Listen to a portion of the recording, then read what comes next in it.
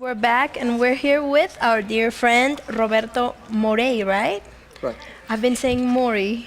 Mourey. I'm really sorry about that. Don't worry. Mourey. So we have some questions for you. I Excellent. hope you can answer them, first of all. It would be a pleasure. Yeah, like, which do you prefer, Spanish or English? Yeah, I mean, I started in Whatever you English. Just So first of all, thank you for coming. We're really, really excited to have you here. So you talked a little bit about the cultural aspect of transnational and multinational companies and like meta leadership and all that. Do you think meta leadership can be implemented in society, in like social life, like social interaction, not only in corporate culture? Yeah, for sure. I really believe that meta leadership is first for personal leadership. You have to really believe that you are a leader. You have to understand what is your purpose, what is your identity, your values, what you really want to achieve in life, and that's your personal leadership. And then you can move it to organizational. Either you can apply it in the government, in the public sector, or in the private sector. yeah, I was actually wondering. I mean, how do you get to control it? I mean, how do you make yourself believe that you're a leader? Do you have any advice about that? Yes. The key obstacle that I see is that people do not believe they are leaders. And my definition of leadership is that leadership is an ability, it's not like a capability. Is the power to influence yourself and influence others to transform a vision into reality. So if leadership is an ability, everybody has it. Every morning you wake up and you decide and you influence yourself if you go to the gym or if you start a project. So we all influence each other, and that's something that we have. The question is not if we are leaders or not. The question is what kind of leaders we want to be, what kind of difference we want to do. Exactly. You also mentioned the 5 different points, right? I was wondering, do you think everybody has those 5 different points? Yes. Like a good leader? The only thing is the clarity that we need to work and develop. No, the identity sense, the purpose sense, the direction where we are going, the vision, the responsibility, the ability to respond to life and to have an action plan, and the conscious sense. That's the ability to see yourself if you are being one piece in terms of what you see, what you do, what you feel, what you say is one piece. No? Integrity. You said something similar to that a leader is not only like the top boss, but all the 4,000 others that are under him. Exactly. And that those persons should also be acknowledged and should also be given goals and given good things if they achieve those goals. How do you think, like for example in education, you can do that? Because we're an education center. How do you think for education we can achieve those goals of making all our students believe that they're leaders? Exactly. I believe that if we can really convince the students that they are leaders, because leadership is an ability and they have it. The thing is how we help them to strengthen that ability and how we develop the conditions. So, like, as I said, that's I don't know how to say it in English, the caldo de cultivo. Yeah, like The conditions, the conditions that the personal leadership grows. And if you develop those conditions, that everybody trusts each other, there's a high collaboration, there's a high credibility, then you are actually building a culture of high performance leadership. yeah, because you also mentioned that you have natural borns. Like when you're 4 years old and you can dance as great as you can, but you have to cultivate that. Exactly. Because if not, you'll stay at that top, right? at that Do you level. think that universities nowadays need to do more cultivating in that sense, as well as multinational companies? Yes, for sure. How would we do it?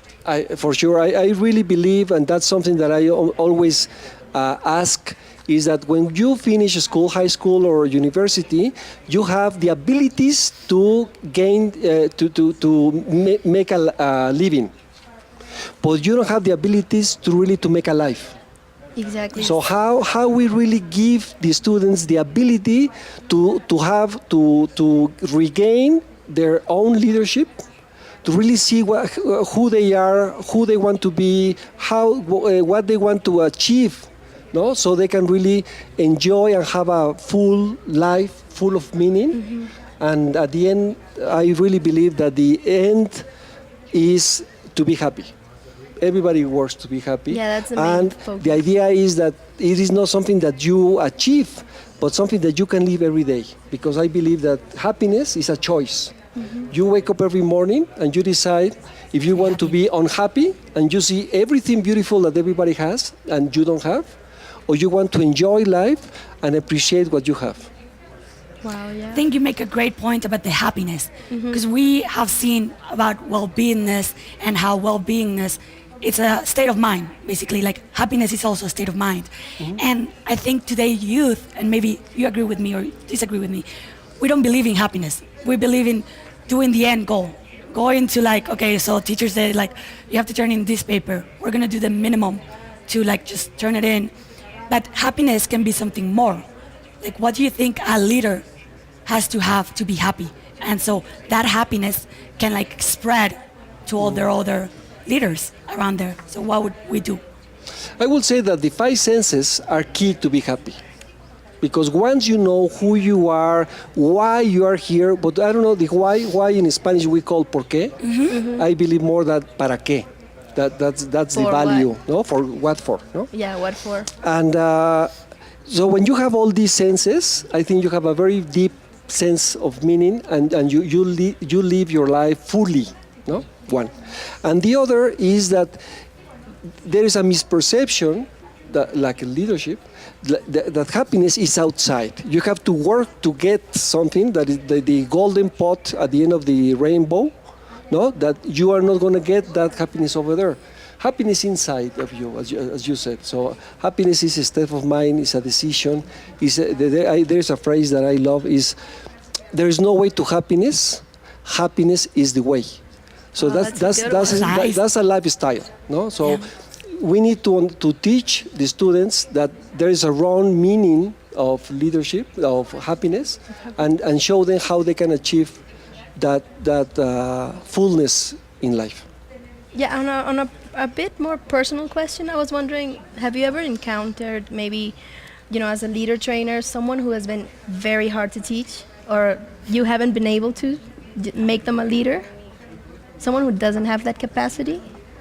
Yes, well, I will say that everybody has the capacity, but sometimes there is some paradigms that they are so rooted in your mind and in your heart that you really believe that they are true.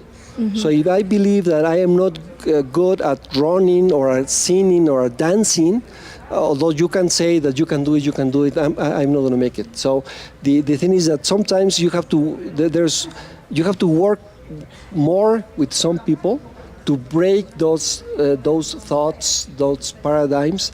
But I really believe that everybody has the capacity to change their own mind and to achieve whatever they want. But so there's never been one case where they Many.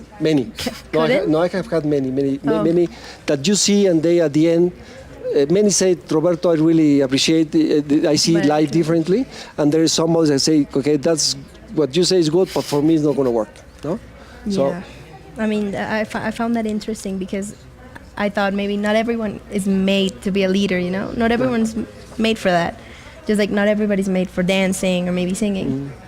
So I would say that everybody is meant to be a leader because everybody is meant to achieve what they want.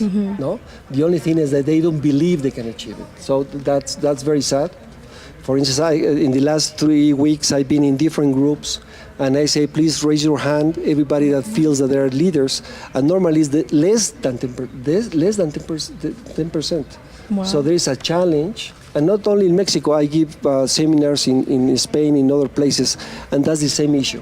People don't believe they are the leaders because they believe in the heroic leader that they're going to change the country or the company or the world. Right? Yeah. So, anything else? I was wondering if you could explain just really quickly what's the difference between meta leadership and leadership. I think it's the deepness of self-knowledge and clarity on what they want to achieve. So that would be meta leadership. Yes, that's go. That is the change of the paradigms that I am not a leader. No, that's the first one, to say, okay, I am a leader. Then the second is that everybody is a leader. So when I see the other person as a leader and a great potential inside to be a leader, the way I'm going to be talking to her or talking to him, the way I'm going to treat them is going to be very different. So that's the big, it's like the Pygmalion effect. Is if you treat people the way they could be, no, instead of the way they are going to start acting in another high level. Well, we want to thank you for being here with us and answering our questions. Yeah. We're going to go back to the main stage now. So thank you for being here. It's been a pleasure. Thank you.